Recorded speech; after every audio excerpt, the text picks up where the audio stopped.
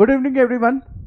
So, today I am going to start CA Final Revision Lectures.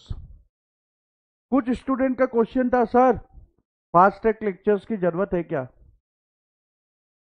किसी भी lectures की अब कोई जरूरत नहीं है if you are appearing in May 2021. No need of regular lectures, no need of fast track lectures. Just concentrate on self study along with these revision lectures. Remember, I am going to cover 100% syllabus with all types of interlinking. So don't worry. In revision lectures मैं selective topic नहीं लेता जो easy हो, interesting हो, नहीं. I take all the topics, whether it is complex or whether it may be boring. I am going to take entire syllabus. Okay, so don't worry about this. No need of fast track lecture, no need of regular lecture. Just concentrate now on your self study along with my revision lecture. You don't have sufficient time. Okay. जो दूसरा question आए थे मेरे को काफी, उसमें सबसे ज्यादा जो रेलिवेंट क्वेश्चन ये था कि सर क्या हम नवंबर 20 की आपकी बुक यूज कर सकते हैं? Obviously yes, 100% yes. But remember you also need to see the amendment notes which I already issued in the month of January. So if required, I am also going to issue, means obviously record amendment lecture, so don't worry about that. You can 100% use November 20 book. In fact May 21 के अंदर काफी कम amendment है, काफी कम amendment है, और जहां भी amendment है those are in not in important provisions. Basically those are mostly irrelevant. So don't worry, you can use November 20 book, but if you are taking the printout, ensure that you take color printout, because in the exam time you are going to find it very useful. और जहां तक question है कि sir regular lecture नहीं लिया, fast track lecture नहीं की लिया, तो क्या हम लोग कॉप अप कर लेंगे? इजीली कर लोगे. मेरे काफी स्टूडेंट्स, जो एक्चुअली मैं उनको अपना स्टूडेंट ही बोलूंगा, दे studied from my book shelf study along with my revision lecture and they scored more than 70 marks. So don't worry about this. आपके पास टाइम नहीं है कि आप फास्ट ट्रैक लेक्चर लो या regular lecture low. Just concentrate on self study along with my revision lecture. That's all. Okay. So you people are aware that in CA final IDT there are two parts. Part 1 GST, part 2 custom and FTP. So part 1 GST is going to command 75% marks, 75, and custom and FTP 25. So what is your target? Minimum 60, correct? So 60 plus. So you need to score in GST out of 75, 60 marks, sorry 50 marks, and then you can easily score in custom and FTP out of 25, 10 marks. Okay, so don't worry. And in GST, out of 75, 50 scoring is very, very easy. Trust me, very, very easy. GST is very small tax law. आपकी accounting अच्छी होनी चाहिए. If you have very good knowledge of the accounting, don't worry about GST. GST is very, very easy tax law and one of the smallest tax law. Okay. So GST part 1 के अंदर, which we are going to start today, you are going to see 24 chapters. So my book is basically on the basis of ICAI study material only. तो अगर आप ICAI study material को follow करते हो, no issue. You can still see my revision lecture, no issue at all. So serial number 1 to 24, you are going to see same chapter heading in comparison with the ICAI study material. ठीक है. तो आप अगर ICAI study material देख रहे हो कोई बात नहीं, लेकिन कोई भी जो भी बुक रेफर कर रहे हो, वेदर ICAI स्टडी मटेरियल और एनी अदर ऑथर बुक और my book, remember you need to refer only one book and never ever refer chart और summary book.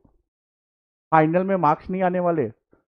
30 marks MCQ is very very important to score 60+। और अगर आपने chart या summary book देखी है, shortcut अपनाया, तो trust me, very difficult to get 60+. You may get 40, 45, 50, but very difficult to get 60+. और ऐसे भी मेरी जो बुक है वो 423 पेजेस यहाँ है, and there are I think 154 pages in custom and 577 pages put together entire syllabus. And if you remove the question answer and examples which are more than 800, then there are only 400 pages to revise, which you can easily revise at exam time. In fact, आप जब ये lecture देखोगे, revision lecture, so I am going to complete maybe between 25 to 27 hours. तो अगर मैं 25 या 27 hours में revision lectures complete कर पा रहा हूँ, so I am also explaining you. You are going to do self study. So obviously you can complete in 18 hours. Okay, and that is the key to success. Ultimately your self study is the key to success, not my lectures. Lectures is going to give you conceptual clarity, but ultimately it is your self study, उससे आपको success मिलने वाली है. तो चलिए start करते हैं. We are not going to waste much time. So I am going to take today chapter 1 GST in India and introduction. अब आप लोग फाइनल के स्टूडेंट हो तो जीएसटी का मैं बैकग्राउंड तो नहीं बताऊंगा, that you can read easily, and anyway that is not important from the exam point of view, क्योंकि इंटर के अंदर भी जीएसटी है. तो we are going to start that what is outside GST. Alcoholic liquor for human consumption permanently outside the purview of GST. Who is going to levy tax? State government. So state government is going to levy state excise duty along with VAT, and in case of interstate, CST. 5 petroleum products, for the time being, these 5 petroleum products are outside the purview of GST. जब भी GST council decide करेगी, it is going to come under the purview of GST. मेरे को नहीं लगता जल्दी आने वाला है, क्योंकि government is going to lose significant revenue. तो मेरे को नहीं लगता कोई जल्दी आने वाला है, at least not until 2024. Tobacco, it is subject to excise duty as well as GST. Entertainment tax. Now remember these taxes are subsumed in GST, in central levies CGST, and these taxes are subsumed in state levies each GST. अब state भी पहले entertainment tax लगाता था. Let take example Tamil Nadu. Tamil Nadu levying entertainment tax, okay, on movie goers. इसके अलावा local authority को भी constitution of India ने एम्पावर किया है. Local authorities means municipality, panchayat, etcetera. तो they are also empowered to levy entertainment tax. तो जब जो स्टेट गवर्नमेंट लगाती थी वो तो सब्ज्यूम्ड हो गया, लेकिन जो लोकल अथॉरिटीज लगाती है वो जीएसटी के अंदर सब्ज्यूम नहीं हुआ. इसका मतलब अभी भी local authorities like Chennai municipality और Mumbai municipality, they can levy entertainment tax. तो that is not subsumed in GST. In fact जब जीएसटी इंप्लीमेंट हुआ था, I remember immediately Chennai municipality ने एंटरटेनमेंट टैक्स लगा दिया था. फिर काफी हो हल्ला मचा, तब उन्होंने रोल बैक किया. Okay, because Constitution of India empower them to levy entertainment tax. Local authorities can levy, but remember, state government cannot levy because that is already subsumed in GST. So now let's start with the constitutional provision. So we are going to understand entire constitutional provision. Absolutely no, big no. LLB के अंदर पूरा एक subject है ये. So we are only going to understand constitutional provision related to GST. Article 366 clause 12A.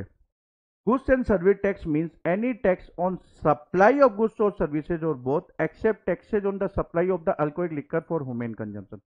So GST की definition है in Article 366 clause 12A के अंदर. Very simple definition that GST is going to be levied on supply of goods और services of both. ये तो आपको मालूम है, supply is the taxable event, except taxes on supply of the alcoholic liquor for human consumption.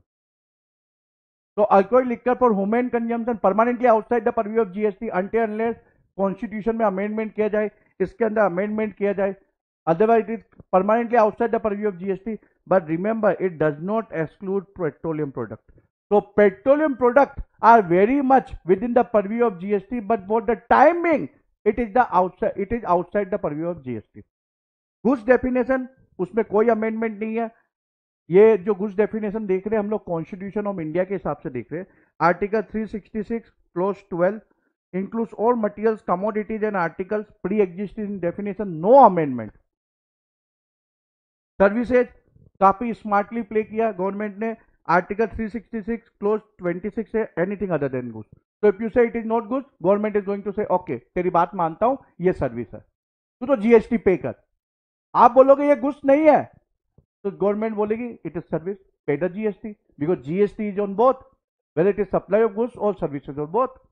State article 366 clause 26B with reference to Article 246A, 268, 269, 269A and Article 279A. All these articles in Constitution of India related to GST includes a union territory with legislator. तो आप लोगों को मालूम है दिल्ली, पुडुचेरी, जम्मू कश्मीर जो state हुआ करता था, गवर्नमेंट ने क्या किया था 1.5 years बैक इन अगस्त 2019 उन्होंने वो अब बोल दिया है कि भाई ये स्टेट नहीं है, it is basically union territory. तो Jammu and Kashmir union territory with assembly and Ladakh is union territory. ठीक है, इसके अलावा Delhi, Puducherry, Andaman, Daman and Diu these are union territory. Correct. तो ये जो डेफिनेशन है कॉन्स्टिट्यूशन में ये बोलता है कि only for the purpose of GST, remember only for the purpose of GST union territory where there is assembly, जैसे पुडुचेरी में, दिल्ली में और फ्यूचर में जम्मू एंड कश्मीर में भी होने वाली है, तो वो स्टेट है। Only for the limited purpose of GST, otherwise they are union territory only, but only for the purpose of GST they are going to be considered as state. That's why they are going to pass H GST act, उन्होंने pass कर लिया है।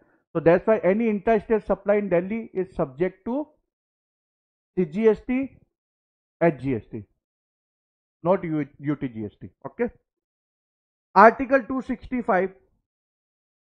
This Article 265 of Constitution of India say no tax shall be levied or collected except by the authority of law. तो जिस बंदे के पास या parliament के पास, जैसे एग्जाम्पल के रूप में उसके पास ऑथोरिटी ऑफ लॉ है, तो they can levy tax. Why can't we levy?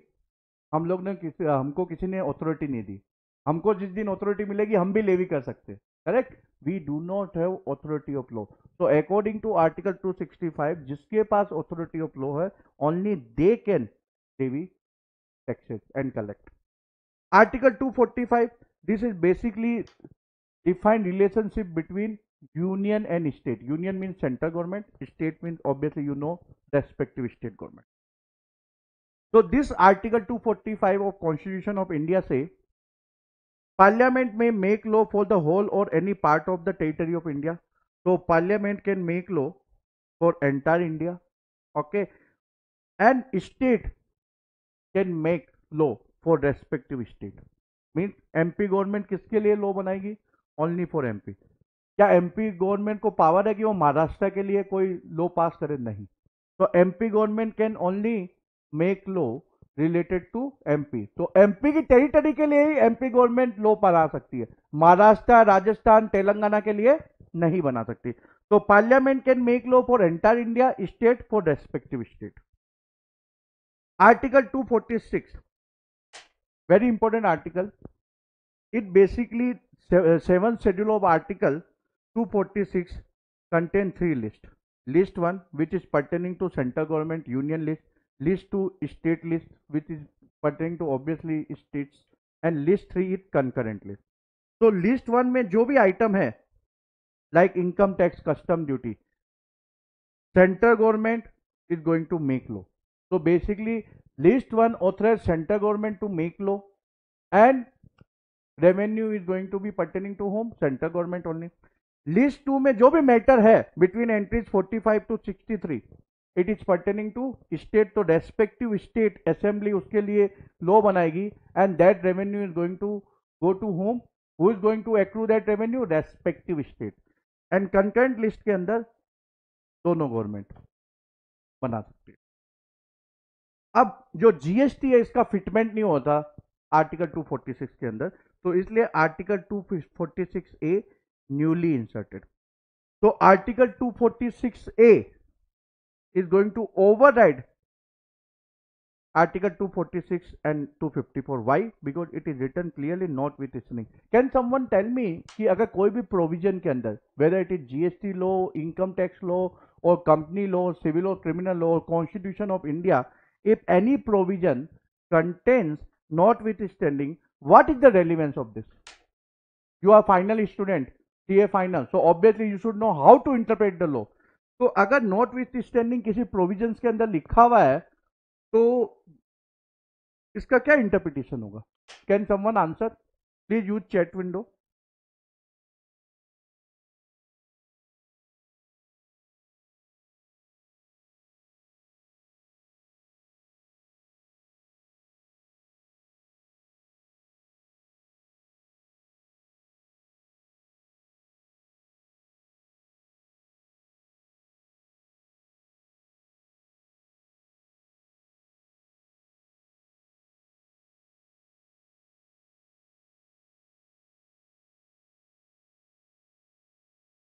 Boss answer कीजिए।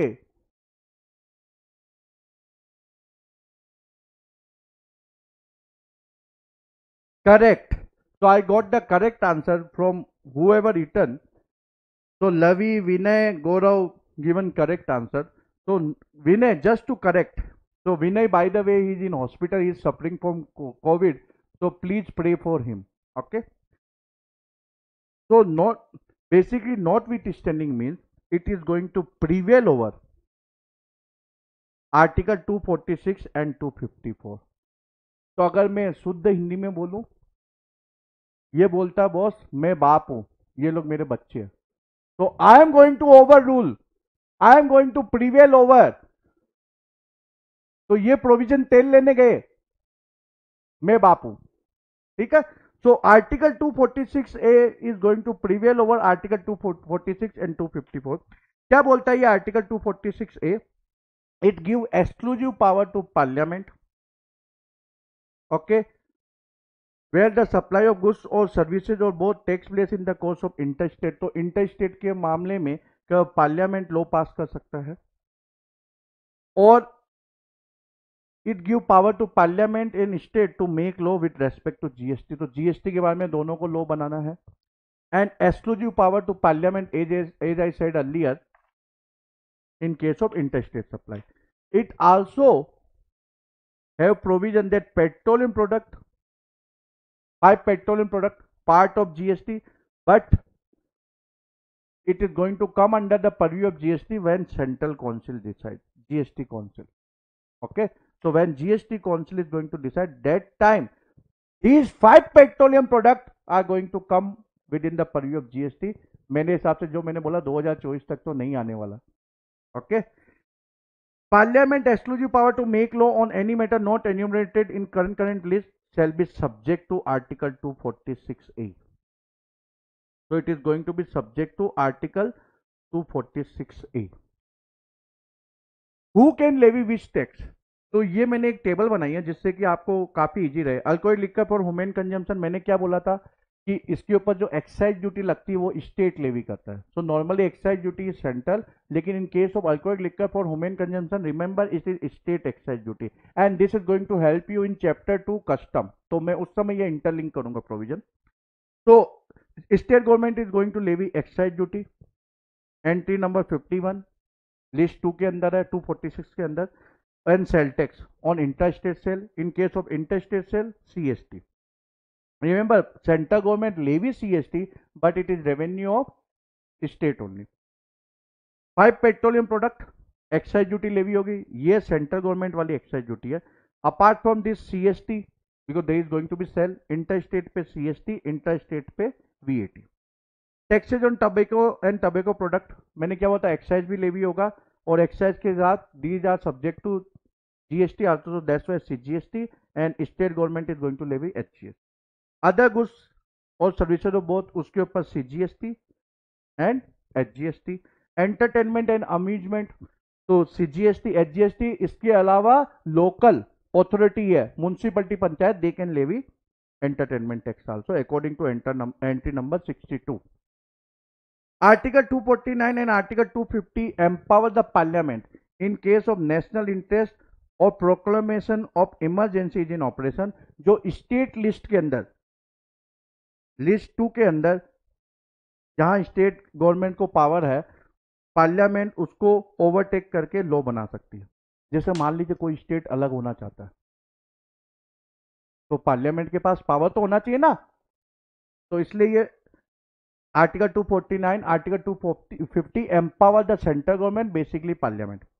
Article 269A newly inserted.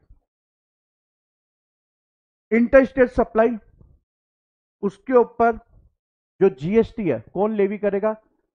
Government of India. And after levying this, basically they are going to levy IGST. Then they are going to apportion between the central government and state government in manner as may be prescribed by the parliament on the recommendation of the GST council. Supply of goods and all services in course of import, it is going to be interstate. अब आप लोग accounts के अंदर laser तो जानते ही हो, laser जानते हो कि नहीं जानते हो? जानते हो ना. तो अगर आपने किसी अमाउंट को किसी और को दे दिया है, तो उस लेजर से आप बाहर निकालोगे. तो यही इस 269A में लिखा हुआ है कि amount apportion to a state, मतलब पहले सेंट्रल गवर्नमेंट के अकाउंट में था, ठीक है. IGST जो उन्होंने कलेक्ट किया वो सेंट्रल गवर्नमेंट के अकाउंट में है, ठीक है, उन्होंने अपने लेजर में रखा है. बाद में वो अपोर्शन कर दिया गया स्टेट को, 50% देना पड़ेगा ना उनको, तो वो फिर कंसोलिडेटेड फंड ऑफ इंडिया का पार्ट नहीं होगा, वो स्टेट फंड का होगा. इसके अलावा मान लीजिए any tax where an amount collected as tax levied by state has been used for payment of tax levied under this article, such amount shall not form part of consolidated fund of India और vice versa, consolidated fund of India, fund of state and consolidated fund of India. तो आपको input tax credit मिलता है. क्यों मिलता है? क्योंकि आपने वो टैक्स पे किया. तो if suppose you paid CGST HGST to supplier, तो आप इसका इनपुट टैक्स क्रेडिट ले सकते हो. ले सकते हो कि नहीं ले सकते हो? ले सकते हो, करेक्ट. तो आपको इनपुट टैक्स क्रेडिट अवेलेबल हो गया. अब मान लीजिए आपकी लाइबिलिटी है, आपकी लाइबिलिटी है, तो आपने IGST के अगेंस्ट में HGST को यूज किया, क्योंकि आपके पास HGST का इनपुट टैक्स क्रेडिट है, because you paid to the supplier HGST. तो IGST का उतना पेमेंट कम हुआ. पेमेंट कम हुआ कि नहीं हुआ? हुआ ना, क्योंकि you have availed, you have utilise HGST input tax credit against IGST. तो वो फंड HGST अकाउंट से ट्रांसफर होना चाहिए IGST में. क्यों? अगर आपके पास ITC नहीं होता, then you would have paid in cash, तो IGST के बैंक अकाउंट में तो चला जाता ना वो. लेकिन क्योंकि आपने ITC यूटिलाइज कर दिया, इसलिए IGST को उतना कैश कम में मिला, तो इसलिए उतना अमाउंट ट्रांसफर कर दीजिए. और अगर इसका उल्टा है तो IGST से SGST में ट्रांसफर हो जाएगा. ये आर्टिकल 269A बोल रहा है. Article 270 very simple, not relevant for you people, but anyway. Article 270 is amended to provide for distribution of goods and service tax GST between the center and state by the order of president after considering recommendation of the finance commission. तो ये हो चुका है. Article 279, surcharge cannot be levied basically on GST under Article 246A. Article 279A very very important. अब जो GST है वो मिली जुली सरकार है कि नहीं है? मिली जुली सरकार. क्यों मिली जुली है भाई? सेंट्रल गवर्नमेंट भी लेवी करेगी, स्टेट गवर्नमेंट भी लेवी करेगी. तो आप लोगों को तो इंडियन पॉलिटिकल सिस्टम मालूम है. If central government is taking any good decision, opposition is going to oppose irrespective of that decision is good for country और नॉट. इंडिया में तो यही होता है, ठीक है. जो भी रूलिंग पार्टी डिसीजन लेगी वो गलत ही अपोजिशन पार्टी के लिए. They are never going to appreciate that, ठीक है. तो अब ये मिली जुली जो टैक्स उन्होंने व्यवस्था लाए हैं, इसके अंदर डिसीजन कैसे होगा? सेंट्रल गवर्नमेंट कोई डिसीजन लेगी तो स्टेट गवर्नमेंट मान जाएगा क्या? नहीं मानेगा। स्टेट गवर्नमेंट कोई डिसीजन लेगी तो सेंट्रल गवर्नमेंट मान जाएगा? नहीं मानेगा। लेकिन एक सर्कमस्टेंसेस में मान सकता है कि अगर रूलिंग पार्टी दोनों में सेम है, मतलब सेंट्रल गवर्नमेंट की पार्टी मान लीजिए बीजेपी है तो एमपी की भी जो रूलिंग पार्टी हो बीजेपी, तब बात बन जाएगी। लेकिन अगर दूसरी पार्टी है तो बात नहीं बनने वाली। तो फिर डिसीजन कैसे होगा? Any decision related to GST. So obviously then there is need of GST council. So that's why GST council is constituted. GST implementation करने के पहले इनका रोल क्या था? GST ड्राफ्ट करना, ओके, GST लॉ को ड्राफ्ट करना, उसको पास करना, उसकी इम्प्लीमेंटेशन की डेट डिसाइड करना। अब इनका काम क्या है कि भाई साहब कितना पैसा आया उसको डिस्ट्रीब्यूट करना, कोई अमेंडमेंट की जरूरत है, एक्सटेंशन ऑफ ड्यू डेट की जरूरत है। So any decision which need to be taken with respect to GST is going to be decided by GST council. तो वर्ड रिकमेंडेशन, लेकिन बेसिकली वो डिसाइड करेंगे और जो पार्लियामेंट है और असेंबली है वो उसके ऊपर थप्पा मार देंगे।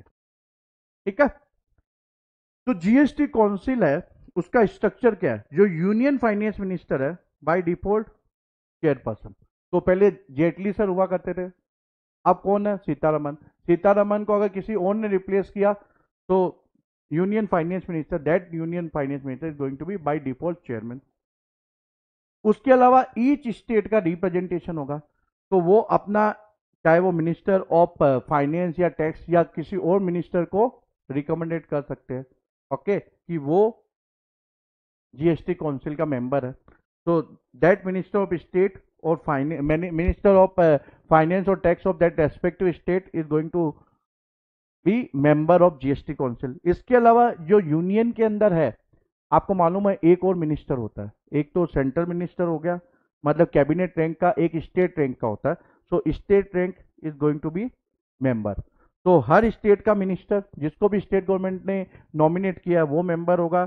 यूनियन का जो स्टेट कैबिनेट फाइनेंस मिनिस्टर होगा, स्टेट मिनिस्टर, वो मेंबर होगा। और जो main cabinet minister, finance minister जो सीतारमन है, वो बाय डिफॉल्ट चेयरपर्सन होगी।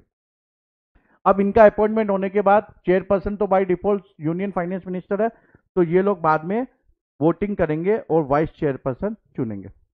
कोई भी जीएसटी से रिलेटेड डिसीजन होगा वो ये लोग लेंगे, जिसमें ये भी शामिल सॉरी कि पेट्रोलियम प्रोडक्ट कब जीएसटी के परव्यू में आएगा। अब डिसीजन कैसे लेंगे? ऑब्वियसली वोटिंग होगी। तो जो सेंट्रल गवर्नमेंट का वोटिंग राइट है वो है 1/3, बेसिकली 33.33%। और सारी स्टेट मिला के कितनी है? 2/3, 66.67%।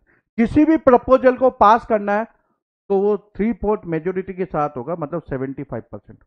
इसका मतलब क्या हुआ कि सेंट्रल गवर्नमेंट के पास वीटो पावर है। Why I said so? Central government voting से 1/3, 33.33%। तो मान लीजिए कोई प्रपोजल आता है, सेंट्रल गवर्नमेंट उसको एग्री नहीं करती, अगेंस्ट में वोट करती है, सारे स्टेट मिलके उसके सपोर्ट में वोट करते हैं। कितना वोटिंग होगा? 66.67%। लेकिन 75% तो नहीं हुआ। 75% नहीं हुआ तो फिर वो प्रपोजल पास होगा क्या? नहीं होगा। So indirectly it give central government veto power. तो यानी कि किसी भी प्रपोजल को पास होने के लिए सेंट्रल गवर्नमेंट का वोट होना जरूरी है। अब सेंट्रल गवर्नमेंट, ये जो जीएसटी काउंसिल है उसमें मिनिस्टर्स भी है। मान लीजिए कोई मिनिस्टर ने इंडेमनिटी, जो ये बॉन्ड होता है ना, बॉन्ड, जब आप इलेक्शन लड़ते हो तो देते हो एफिडेविट, ये सब तो वो एफिडेविट उसने गलत दे दिया, या किसी भी XYZ रीजन की वजह से उसका जो चुनाव हुआ है, जो वो इलेक्टेड हुआ है, वो कोर्ट ने बोल दिया कि भाई ये तो इलेक्टेड नहीं है, ओके, तो उन्होंने वो उसको हटा दिया, ठीक है, मिनिस्टर से और विधायक पद से भी हटा दिया। अब वो जीएसटी काउंसिल के अंदर है, तो उसने भी वोट किया होगा, उसके वोट के बेसिस पे हो सकता है कोई डिसीजन हो, तो वो क्या डिसीजन इनवैलिड हो जाएगा? नहीं। तो आर्टिकल 279A बोलता है एनी वैकेंसी और any defect in the constitution of the council, any defect in the appointment of a person as a member of the council और any procedure irregularity of the council not going to affect the merit of the case. तो उन्होंने जो भी decision लिए हैं वो valid होंगे, वो इनवैलिड नहीं होंगे। इसके अलावा क्योंकि सेंट्रल गवर्नमेंट स्टेट गवर्नमेंट और उनके बीच में झगड़ा हो सकता है, डिस्प्यूट हो सकता है, तो उसको रिजोल्व करने के लिए वो लोग एक मैकेनिज्म एस्टेब्लिश करेंगे। तो अगर सेंट्रल गवर्नमेंट स्टेट में हुआ है तो वो डिस्प्यूट रिजोल्व कैसे होगा, या दो स्टेट के बीच में हुआ है तो कैसे डिस्प्यूट रिजोल्व होगा। ओके। आर्टिकल 286 इसमें छोटा सा अमेंडमेंट है, जो सेल और purchase of goods where such sale और परचेज टैक्स प्लेस था, उसकी जगह सब्सटीट्यूट करके क्या कर दिया गया, सप्लाई ऑफ गुड्स और सर्विसेज और both where such supply tax place. Article 368 में अमेंडमेंट है कि भाई जीएसटी काउंसिल से रिलेटेड अगर कोई अमेंडमेंट करना है तो पार्लियामेंट के दोनों हाउसेज, मतलब upper house lower house, Rajya Sabha Lok Sabha में वो 2/3 मेजोरिटी के साथ पास होना चाहिए। इसके अलावा 50% जो असेंबली है, जितनी भी स्टेट असेंबली है, उनको वो रेजुलेशन रेटिफाई करना पड़ेगा, तभी अमेंडमेंट हो सकता है article 279A which is related to GST code. तो ये हमारा कॉन्स्टिट्यूशनल प्रोविजंस कंप्लीट होता है related to GST. Now let jump to section 2 of CGST Act, and now we are going to take definitions. So today I am going to take few definitions, then rest of the definitions I am going to cover in tomorrow revision lecture. So remember, these are clause. So clause 1 of section 2 of CGST Act 2017. So how you are going to write in exam? Clause 1 of section 2 of CGST Act 2017. तो इसमें तो time ज़्यादा लगेगा, कोई बात नहीं. You can write like this. Section 2 close ये सब लिखने की जरूरत नहीं है, ब्रैकेट लगाया 1 of CGST act 2017, get the full mark और right clause 1 of section 2, but if you are not comfortable use this. तो clause 1 of section 2 of CGST act 2017. पहले मैं ये डेफिनेशन स्टार्ट करूँ उसके पहले मैं एक क्वेश्चन जो नॉर्मली मेरे को स्टूडेंट पूछते हैं उसका आंसर कर देता हूँ कि सर ये डेफिनेशन का रट्टा मारना है क्या? नहीं, मैं आपको सच्चाई बताऊं, मैंने इतनी क्लासेस ले ली, आज तक मेरे को डेफिनेशन याद. तो अगर आप लोगों ने रट्टा मार भी लिया तो वी हैव लिमिटेड माइंड, चलो रट्टा मार लिया, एग्जाम के पहले आपका ब्रेन वॉश हो जाएगा, एग्जाम के पहले ब्रेन वॉश हो जाएगा, सारी डेफिनेशन की खिचड़ी बन जाएगी. तो अभी मेहनत क्यों करो? जब खिचड़ी बनानी है तो अभी मेहनत करके क्या करोगे? तो इसे अच्छा डेफिनेशन को अच्छी तरह से समझो, और जहां भी आपको यूज करनी हो, मतलब किसी आंसर के अंदर आपको इसका रेफरेंस देना, right in your own language. आज तक मेरे को डेफिनेशन याद नहीं हुई इतनी क्लासेस रिवीजन लेक्चर लेने के बाद. तो अगर आप लोगों ने याद भी कर ली, आप लोगों को बाकी सब्जेक्ट भी देखना है. And we all have, human being has limited mind.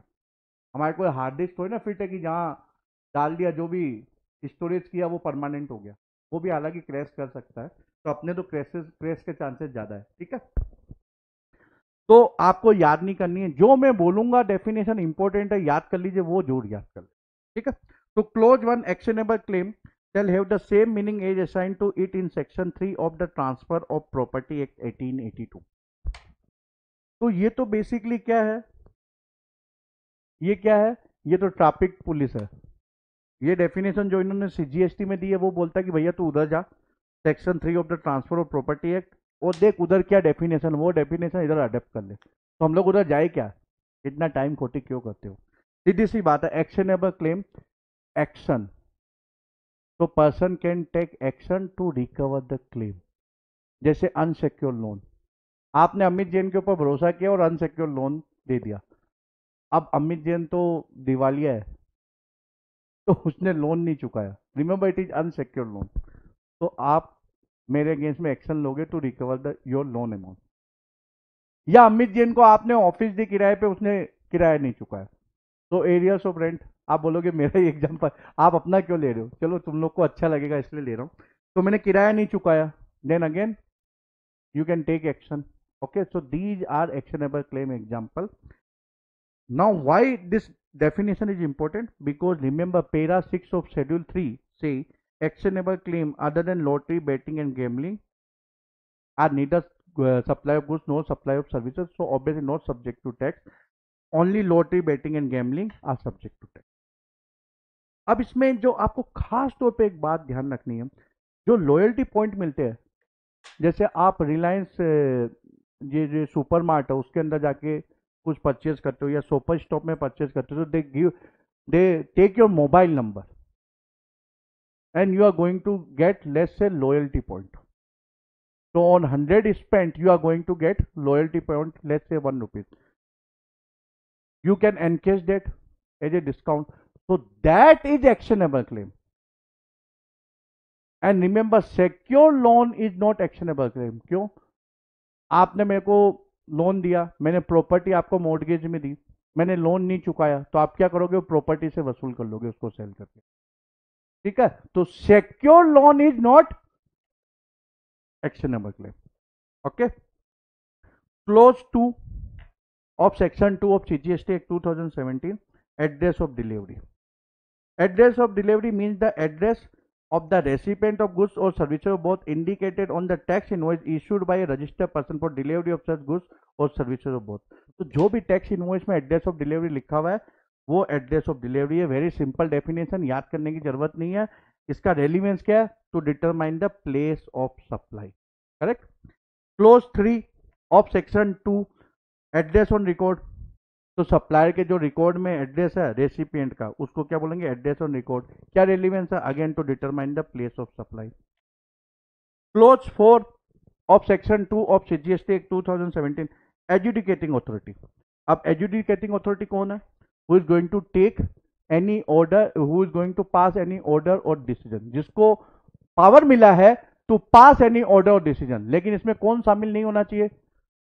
जो अपील्स की अथॉरिटी है, सीबीआईसी है, वो शामिल नहीं होगी। रिविजनल अथॉरिटी शामिल नहीं होगी। एडवांस रूलिंग की authority, appellate authority for advance ruling, appellate authority, appellate tribunal and the authority refer to in sub section 2 of section 171, anti profiteering authority. तो ये एजुकेटिंग अथॉरिटी नहीं है। तो एजुकेटिंग अथॉरिटी होती कौन है? Superintendent, deputy commissioner, joint commissioner, additional commissioner, commissioner, ये सब क्या है? Educating authority.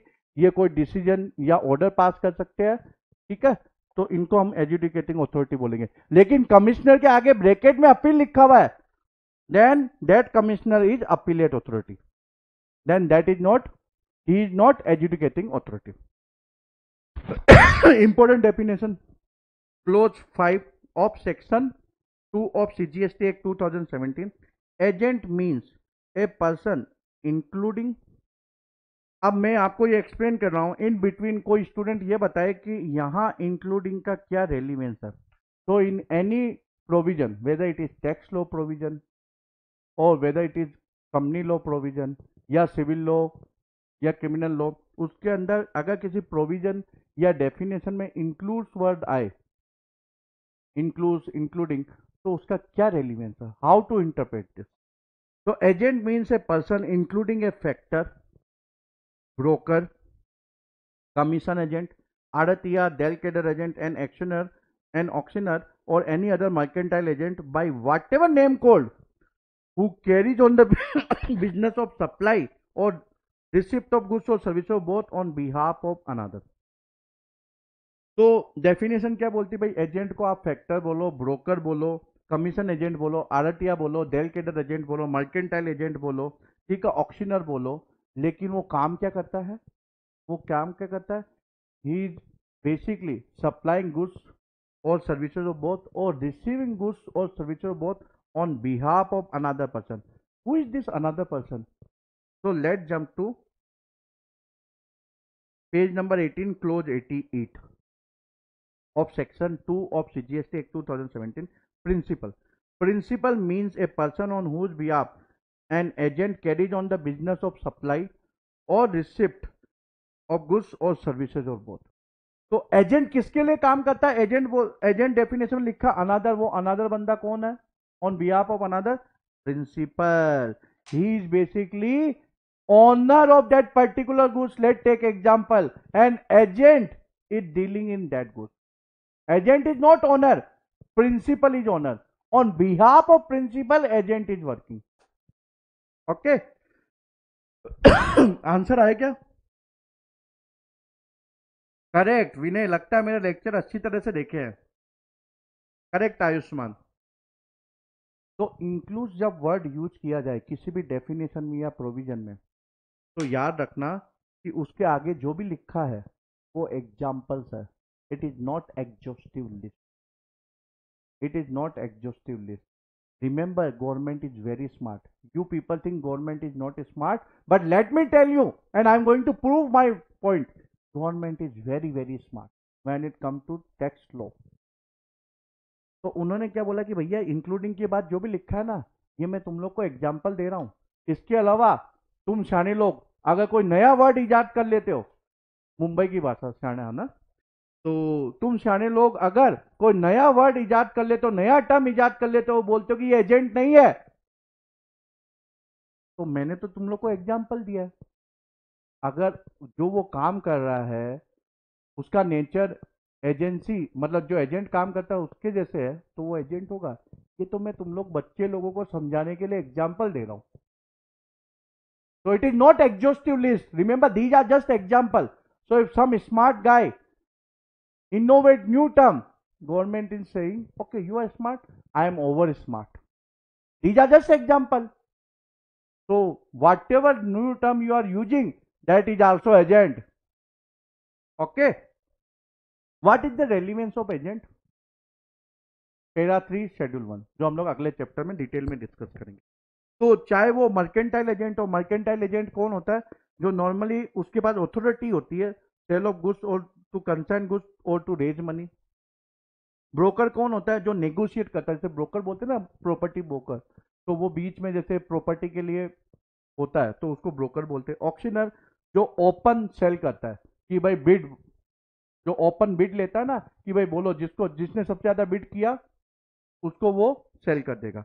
आड़तिया, कृषि मंडी के अंदर बड़े बड़े आड़तिया होते हैं, तो बेचारों किसानों के पास तो कोई स्टोरेज कैपेसिटी होती नहीं है, तो कृषि मंडी में जाते हैं, वो एपीएमसी में जाते हैं. ठीक है, तो ये आड़तिया उनका घुस लेते हैं और फिर उनको सेल करते हैं फार्मर के बिहाफ में. ठीक है. डेल ट्रेडर एजेंट, ये थोड़े बड़े पैसे वाले एजेंट होते हैं. ये इनके पास क्या होता है, फाइनेंस बहुत ज्यादा होता है. तो कोई बायर के बाद अगर फाइनेंस की कमी है तो ये बोलते हैं कि तू चिंता मत कर, अच्छा माल मिल रहा है ले ले, मैं तेरे को पैसे उधार दे देता हूं, तू मेरे को इंटरेस्ट पे कर देना या हायर कमीशन दे दे. कमीशन एजेंट वो just facilitate the supply of goods और सर्विसेज. अब नॉर्मली एक मेरे को क्वेश्चन आता है, sir supplier, supply and receipt दोनों क्यों? बहुत सिंपल है. मैं जयपुर में बैठा हूं, ठीक है, मेरे को बॉम्बे का मार्केट कैप्चर करना है. अब मेरे पास दो चॉइस है, या तो मैं बॉम्बे खुद जाऊं और उधर बायर ढूंढूं, या फिर मैं एक एजेंट अपॉइंट करूं जो भी मैं मटेरियल सेल करता हूं जयपुर के अंदर, वो उसको बॉम्बे में सेल कर सके और उसके बदले में मैं उसको कमीशन दे दूं. तो ये क्या हो गया, सप्लाई साइड, यानी I am going to sell and agent is going to help me to sell that product. अब मान लीजिए मैं टेक्सटाइल का काम है और जो रॉ मटेरियल है वो तमिलनाडु के इरोड में मिलता है.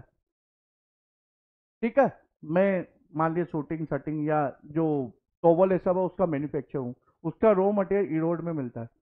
अब मेरे पास अगेन दो चॉइस है, या तो मैं इरोड जाके खुद जो टेक्सटाइल है, जो रॉ मटेरियल उसकी सोर्सिंग करूं, या फिर एक उधर एजेंट पकड़ूं और उसको बोलूं कि भाई तू मेरे को सस्ते से सस्ता माल दिला और मैं तेरे को इतना कमीशन दूंगा.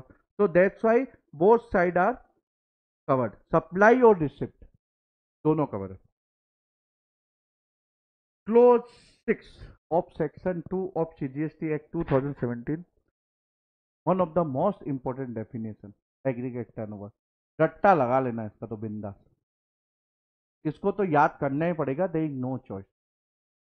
एग्रीगेट टर्नओवर जो डिटेल में समझते हैं क्या शामिल है क्या नहीं शामिल है. तो aggregate turnover means the aggregate value of all taxable supplies. तो मैं लिख लेता हूं एग्रीगेट टर्नओवर. क्या शामिल है इसके अंदर? Taxable supply. ये टैक्सेबल सप्लाईज क्या होता है? चलो जंप करते हैं, कहीं ना कहीं तो जंप करना पड़ेगा. कहाँ जंप करे बहुत, जहाँ टैक्सेबल सप्लाई की डेफिनेशन है. तो page number 20 of my book, close 108, हमको इंटरलिंक करनी पड़ेगी ना सब definition. Close 108 of section 2 of CGST act 2017. Taxable supply means a supply of goods or services both which is leviable to tax under this act. Under this act means CGST act. So which is subject to tax, that is taxable supply. Whether it is goods or services or both, it is immaterial, that is subject to tax, that is taxable supply. तो taxable supply हमने ले ली. अब aggregate turnover आगे क्या बोलता है? Excluding the value of inverse supply on which tax is payable by a person on reverse charge basis. तो ये तो exclusion है, तो मैं थोड़ा काला अक्षर ले लेता हूँ. ठीक है, तो नीचे लिखता हूँ इनवर्स सप्लाई. क्या करूँ? इनवर्स सप्लाई RCM, ये लिख लूँ ना. करेक्ट. RCM क्या होता है ये मैं बाद में आपको समझाता हूँ, अगर कोई पहली बार पढ़ रहा है तो. एग्जाम सप्लाई, चलो एग्जाम सप्लाई भी लिख लो.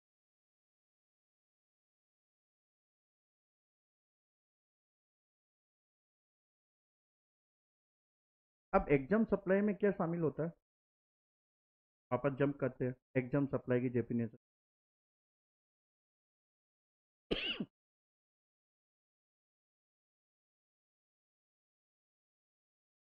Close 47, page number 15, clause 47 of section 2 of CGST act 2017. Exempt supply means supply of any goods और services both which attract nil rate of tax. यानी अगर अपन शेड्यूल देखेंगे टैक्स रेट के लिए तो वहां नील जो लिखा होगा, तो नील.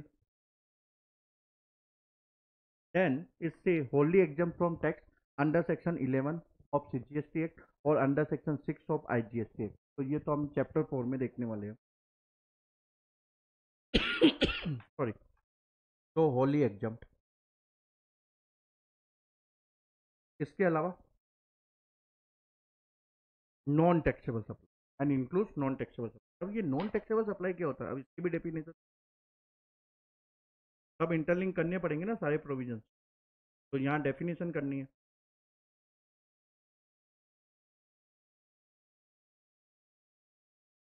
Non taxable close 78 means a supply of goods or services both which is not leviable to tax under this act or under the IGST. तो अभी काफी लोगों का कहना है कि इसमें क्या alcoholic liquor for human consumption है, लेकिन मेरे हिसाब से पेट्रोलियम प्रोडक्ट भी आए. तो पेट्रोलियम प्रोडक्ट प्लस जो 5 पेट्रोलियम प्रोडक्ट है plus alcoholic liquor for human consumption permanently, alcoholic liquor for human consumption permanently outside the purview of GST. So that's why it is non-taxable supply, and for the time being 5 petroleum products are outside the purview. तो ये हम लोग लिख लेते हैं non taxable supply. हम लोग को याद रहे तो इसमें लिख लेते हैं petroleum product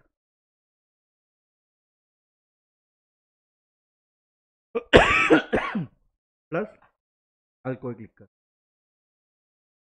for human consumption.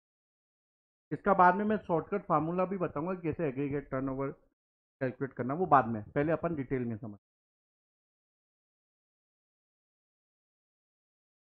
अब इसके बाद क्या शामिल है देख.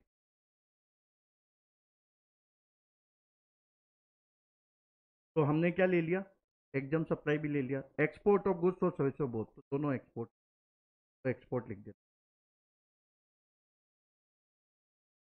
उसके अलावा inter state supplies of person having the same permanent. तो inter state supply under same PAN. अब ये रिवीजन लेक्चर है तो आप लोग मालूम होगा. अगर नहीं भी मालूम है तो चलो मैं एक्सप्लेन कर देता हूँ. मान लो ये फास्ट ट्रैक लेक्चर. GST में गवर्नमेंट ने खास तौर पे एक प्रोविजन किया. क्या प्रोविजन किया भैया? देखते हैं.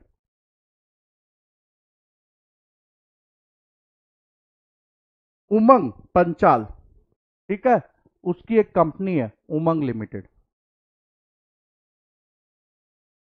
उमंग लिमिटेड उसकी एक कंपनी है, ठीक है. अब ये बड़ा आदमी है भैया, ठीक है. कंपनी इनकॉर्पोरेट की है, लेकिन मान लो ज्यादातर शेयर उसके पास ही. ये बड़ा आदमी है. तो उमंग लिमिटेड एक कंपनी है कंपनी लॉ के अंदर. इनकम टैक्स के अंदर भी इसको एक ही परमानेंट अकाउंट नंबर दिया गया है क्योंकि एक कंपनी है.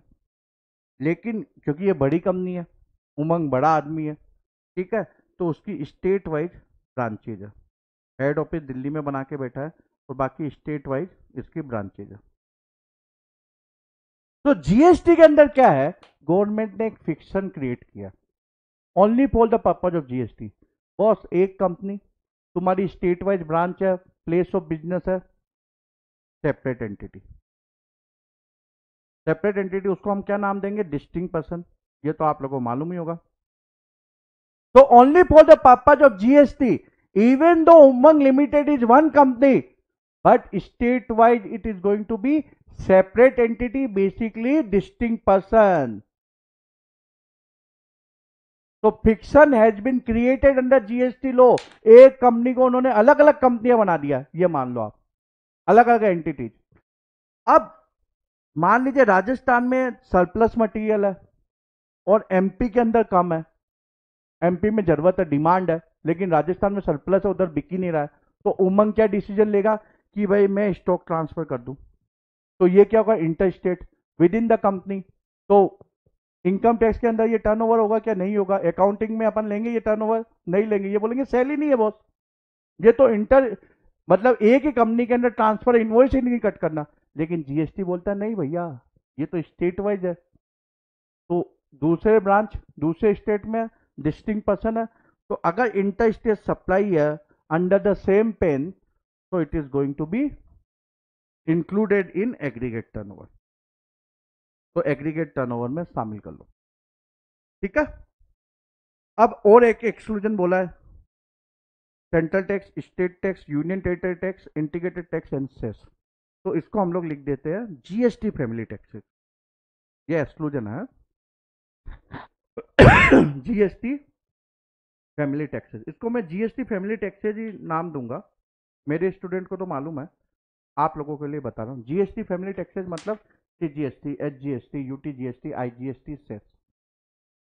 और एक बात ध्यान रखना, जीएसटी केवल अपनी फैमिली वाले टैक्सेस को टैक्स मानता है, बाकी को तो टैक्स वो मानता ही नहीं है। वो बोलता बाकी तो टैक्स सही नहीं, एक्साइज ड्यूटी, वीएटी, कोई भी टैक्स नहीं है, केवल मेरी फैमिली वाले टैक्स है। तो ये हम एक्सक्लूड करेंगे। Inward supply RCM. अब इनवर्ड सप्लाई आरसीएम क्यों एक्सक्लूड करते हैं, क्या लॉजिक है। तो फॉरवर्ड चार्ज क्या होता है, नॉर्मली इनडायरेक्ट टैक्स में क्या होता है कि सप्लायर रेसिपिएंट या बायर से कलेक्ट करेगा टैक्स अमाउंट और गवर्नमेंट को डिपॉजिट कर देगा, करेक्ट। लेकिन रिवर्स चार्ज में जो गवर्नमेंट ने नोटिफाई किया है उसमें रेसिपिएंट या बायर सप्लायर को टैक्स पे नहीं करेगा, डायरेक्टली डिपॉजिट करेगा। लेकिन वो नेचर क्या उस ट्रांजेक्शन का, परचेज ही उसके लिए, तो वो तो उसका टर्नओवर हो नहीं सकता, तो इसलिए उसको एक्सक्लूड किया गया है। क्योंकि नॉर्मली ये माना जाता है कि भाई जो टैक्स पे करता है उसका टर्नओवर है, लेकिन क्योंकि यहां नोटिफाई की गई है सप्लाई आरसीएम के अंदर, तो रेसिपिएंट या बायर पे करेगा, लेकिन वो उसका टर्नओवर नहीं है, वो सेल नहीं कर रहा, वो तो बाई कर रहा है, तो इसलिए उसको टर्नओवर का हिस्सा नहीं मानेंगे। तो लॉजिक क्या, जीएसटी फैमिली टैक्सेस को भी नहीं मानने का। टैक्स आप कहां लेके जाते हो, बैलेंस शीट के अंदर, ठीक है, तो वो शामिल नहीं होगा। तो ये डेफिनेशन है एग्रीगेट टर्नओवर की। आपको क्या याद रखना है, aggregate turnover equal to taxable supply, exempt supply include nil rated, wholly exempt, non taxable supply, 5 petroleum product plus liquor for women consumption, export inter state supply under same PAN, और exclude क्या करना है, inter supply RCM and GST family taxes. But you also need to keep in mind, अगर excise duty है, VAT है, तो वो aggregate turnover का हिस्सा होगा, आपको इंक्लूड करना पड़ेगा। याद रखो, एक्साइज ड्यूटी या वीएटी है क्वेश्चन में दिया हुआ, तो आपको एग्रीगेट टर्नओवर में शामिल करना है वो। क्या आप एक्सक्लूड करोगे, ओनली जीएसटी फैमिली टैक्सेस। तो if excise duty, VAT is there, it is part of aggregate turnover. अब इसका मैं लॉजिक बताऊं सिंपल सा याद करने का, तो ये तो आपको याद करना ही है, डेफिनेशन याद करनी है। अगर आपको चार्ट याद है तो बहुत इजी है। अब सिंपल सा बता देता हूं, P and L, profit and loss, तो आप जानते ही हो, सीए फाइनल के स्टूडेंट हो, एक्सपर्ट हो मेरे से ज्यादा। तो प्रॉफिट एंड लॉस में क्रेडिट साइड में क्या आता है, रेवेन्यू या income, turnover, correct. Debit side में क्या आएगा, एक्सपेंस, परचेजेस। तो यहां जो टर्नओवर होगा उसमें एग्जम्प्ट भी शामिल होगा, टैक्सेबल भी शामिल होगा। कि आप सेग्रीगेट करते हो कि अरे यार एग्जम्प्ट है इसलिए ये टर्नओवर नहीं है।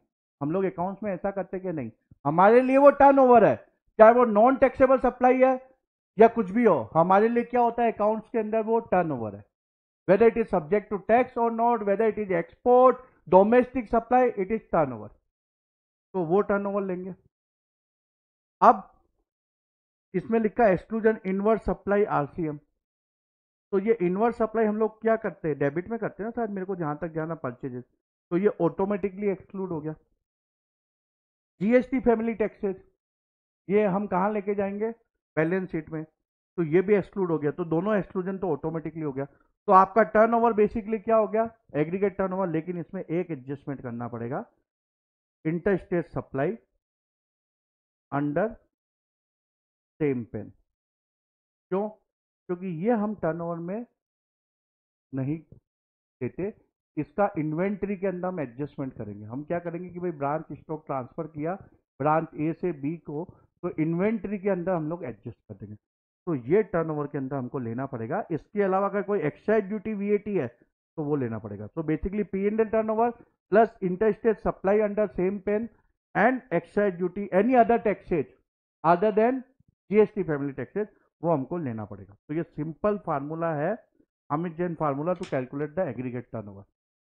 क्योंकि टर्नओवर के अंदर आप ये नहीं देखते वो एक्सपोर्ट है कि नहीं है, ओके, क्या ये एग्जम्प्ट है, you are going to consider in P and L that turnover. तो this is the definition of aggregate turnover. लेकिन अब एक और डेफिनेशन है which is 80% identical, that is turnover in state UT. Clause 112 of Section 2 of CGST Act 2017 on page number 20 of my book, turnover in state और turnover in UT. तो इसमें और aggregate turnover में क्या फर्क है? Aggregate turnover basically all over India single PAN के अंदर जो टर्नओवर होता है वो। अब जो ये ईच एंटिटी है उसका जो इंडिविजुअली टर्नओवर होगा वो क्या होगा, टर्नओवर इन स्टेट। और वो इंटरस्टेट सप्लाई करेगा तो वो थर्ड पार्टी को करे या खुद की कंपनी की, मतलब खुद ही अपनी दूसरी ब्रांच को करे, कोई मतलब नहीं है, वो टर्नओवर इन स्टेट शामिल है। तो यहां से वो जो भी सप्लाई करेगा, ठीक है, चाहे वो थर्ड पार्टी को करे या नहीं करे, कोई फर्क नहीं पड़ता, वो टर्नओवर इन स्टेट यूटी। तो इनका इंडिविजुअली जो ब्रांचेस का टर्नओवर होगा वो टर्नओवर इन स्टेट यूटी। और अगर सेम पेन के अंदर हम लोग जो कैलकुलेट करेंगे वो होगा एग्रीगेट टर्नओवर। तो this is the difference between turnover in state UT और एग्रीगेट टर्नओवर। चलो हो गई ये डेफिनेशन हमारी। कोई डाउट हो तो मेरे को कमेंट सेक्शन में डाल देना, मैं आपको आंसर कर दूंगा।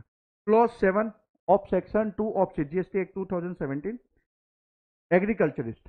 Agriculturist means an individual or HUF who undertake cultivation of land by own labor or by the labor of family or by servant on wages payable in case or kind or by hired labor under personal supervision or the personal supervision of any member of the family. तो agriculturist में mainly कौन कौन शामिल है, individual HUF यानी कि company, partnership firm, अगर वो एग्रीकल्चर करते भी है, कल्टीवेशन ऑफ लैंड करते भी है, चाहे खुद करे या किसी लेबर को हायर करके करे, वो एग्रीकल्चरिस्ट नहीं होंगे। ओनली इंडिविजुअल और HUF can be agriculturist according to definition given in CGST. अब ये एग्रीकल्चरिस्ट का काम क्या, कल्टीवेशन ऑफ लैंड या तो खुद करे, अपनी फैमिली के साथ मिलके करे, या लेबर को हायर करके करे, लेकिन वो एग्रीकल्चरिस्ट ही कराएगा। और एग्रीकल्चर में काफी बार क्या होता है कि आप मान लो बड़े खेत के मालिक हो, आपको कल्टीवेशन करना है, लेकिन क्या है कि बॉस शक्ति नहीं है, आपको इतना लेबर नहीं है, तो आप क्या करते हो, एक आदमी को ढूंढते हो, भैया तू क्रॉप जो भी है खेती कर और 50% तू लेना, 50% मैं लूंगा। तो जो भी क्रॉप होगी 50% तेरी 50% मेरी, लैंड है मेरी तो 50% तो हिस्सा बनता, मेहनत तेरी लैंड मेरी। तो भी आप इंडिविजुअल हो या एचयूएफ हो तो आप एग्रीकल्चरिस्ट हो गए। लेकिन अगर आप कंपनी हो, अगर आईटीसी वही काम करे, आईटीसी लिमिटेड, वो सियोर गेहूं ये सब बेचती है ना, आटा ये सब बेचती है, तो आईटीसी डू कॉन्ट्रैक्ट फार्मिंग, तो कॉन्ट्रैक्ट फार्मिंग वो करेगी, लेकिन वो एग्रीकल्चरिस्ट नहीं होगी, केवल इंडिविजुअल या एचयूएफ ही हो सकता है। Close 8 of section 2 of CGST act 2017 appellate authority. तो ये ट्रैफिक पुलिस है, सेक्शन 107। सेक्शन 107 बोलता है कमिश्नर अपील या जो एडिशनल कमिश्नर अपील है वो क्या होगा, appellate authority. Clause 9 of Section 2 of CGST Act. Appellate tribunal means the GST appellate tribunal constituted under Section 109. Clause 11 assessment. Assessment very simple. Determination of tax liability. Now this determination can be done by assessee himself. So that is going to be called self-assessment, reassessment. अगर officers करे, provisional assessment, summary assessment, bad judgment assessment. So basically assessment means determination of tax liability. ये taxpayer कर सकता है या officers कर सकता है. Clause 12 of Section 2 of CGST Act 2017, associate enterprise shall have the same meaning as assigned to it in Section 92 of the Income Tax Act. तो ये तो आपने पढ़ा होगा. Anyway, I am going to explain you. Holding company subsidy का ये क्या है? Associate enterprise. Correct. Transfer pricing देखा होगा ना इनकम टैक्स में. Close 16 of section 2 of CGST act 2017.